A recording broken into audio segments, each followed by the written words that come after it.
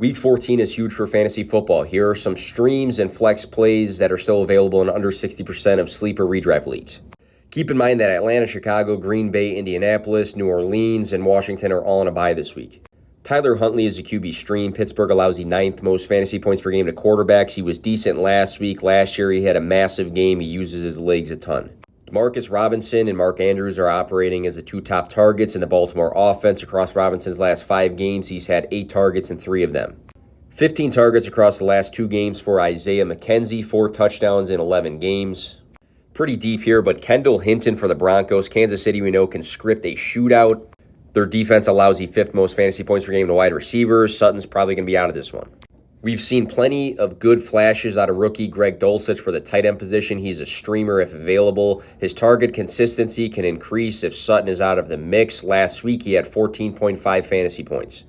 DJ Chark has seen 11 targets across his last 2 games. Week 12, he scored. Week 13, he caught 5 balls for 98 receiving yards and had 14.8 fantasy points. Signs of touchdown and receiving yard upside, while Jameson Williams is still working back to health.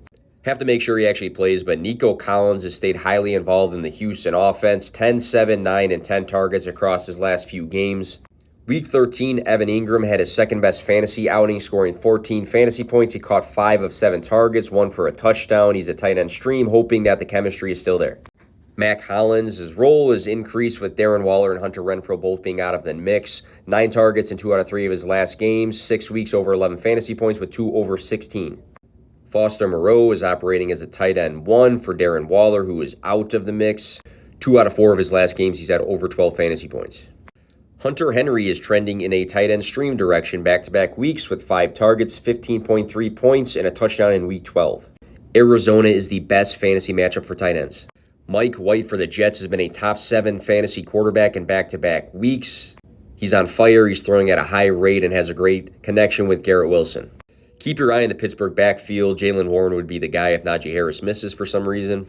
Tons of question marks for Seattle and their backfield. Guys are questionable. We're not sure who's going to be a starter, but the starter has a top 12 fantasy matchup. 4th game for Cade Otton, over 10 fantasy points, and 2nd over 14. He had 10 targets last week. Jacksonville allows the 9th most fantasy points per game to wide receivers this season. Treylon Burks is working through a concussion protocol. Robert Woods has seen some decent targets lately. Field stretching tight end Okonkwo could be a deeper tight end stream. 14 fantasy points in Week 12 for Elijah Moore. He played 68% of the snaps in Week 13.